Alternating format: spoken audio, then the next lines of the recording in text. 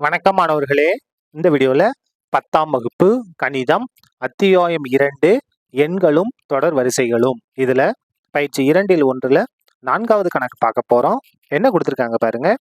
A, B மற்றும் C என்ற மிகை முழுக்களை 13ஆல் வகுக்கும் போது கிடைக்கும் மீதிகள் முறையே 9, 7 மற்றும் 10 எனில் A plus B plus C ஆனது 13ஆல் வகுபடும் என நிரூபி.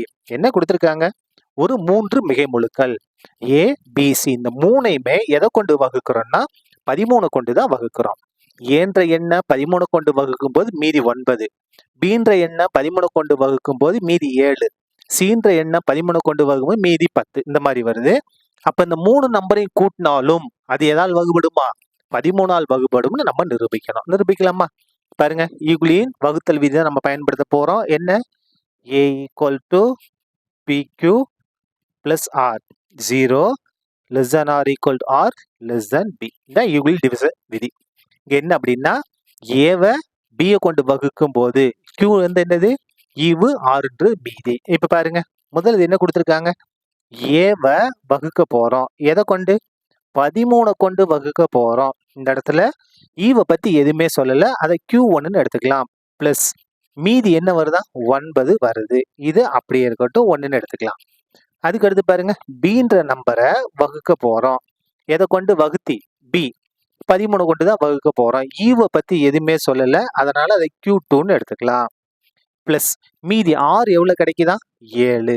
இது வந்து ரெண்டாவது இது. அதுக்கு அடுத்து பாருங்க, Cன்ற நம்பரையும் 13 கொண்டு தான் வகுக்கிறோம். ஈவை பத்தி எதுவும் சொல்லல, அப்ப என்னது? Q3ன்னு எடுத்துக்கிட்டோம். அதுக்கு அடுத்து பாருங்க R மீதி வந்து என்னது? 10. இதான் என்னது? நமக்கு தேவையான 3வது ஆன்சர். இப்ப இது எல்லாத்தையும் கூட்ட போறோம். கூட்டலாமா? பாருங்க, 1 + 2 + 3 எல்லாத்தையும் கூட்ட போறோம். இந்த இது புரியுதான்னு பாருங்க. ஏவை 13 கொண்டு வகுக்கும் போது மீதி 9, பியை 13 கொண்டு வகுக்கும் போது மீதி 7, சியை 13 கொண்டு வகுக்கும் போது 10. இங்க ஈவு எதுவுமே சொல்ல, அதனால Q1, Q2, Q3 நம்ம எடுத்துக்கிட்டோம். சரியா?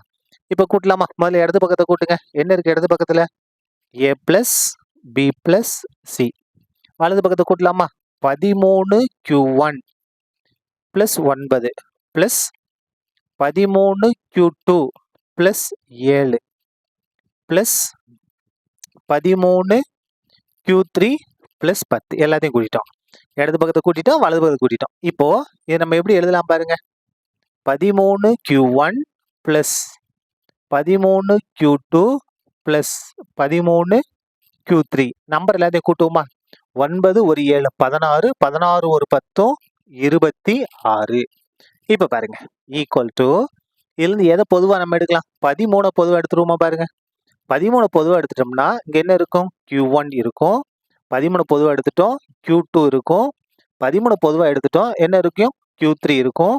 இங்க 26 இருக்கு. 26ல 2 13 26. அப்ப 13 எடுத்துட்டோம், இங்க என்ன இருக்கும்? 2 இருக்கும். அப்ப பாருங்க, ஈக்குவல் டு இது வந்து என்னவா இருக்கு பாருங்க? 13ன் மடங்கா இருக்கா? இது வந்து 13ன் மடங்கு, 13 இன்ட்டு பிராக்கெட் இல்லையா? அப்போ இது எதால் வகுபடும்? 13ஆல் வகுபடும். இந்த பிராக்கெட் வந்து 13 மடங்காக இருக்கு, அதனால எதால் வகுபடும்? 13ஆல் வகுபடும். என்ன எழுதலாம் பாருங்க? A + B + C ஆனது எதோட மடங்கு? 13ன் மடங்கு ஆகும். முன்னால 13 இருக்கு இல்லையா? அதனால இது வந்து என்னது? 13ன் மடங்கு ஆகும். 13ஓட மடங்கா இருக்கிறதுனால இது எதால் வகுபடும்? therefore A + B + C ஆனது 13ஆல் வகுபடும். 13ஆல் வகுபடும் என்பது நிறுவப்பட்டது. என்பது நிறுவப்பட்டது அல்லது நிரூபிக்கப்பட்டது, எப்படினாலும் நம்ம எழுதிக்கலாம். நிரூபிக்கப்பட்டது. சரியா? அவ்வளவுதான். இந்த கணக்கு முடிந்தது. நன்றி.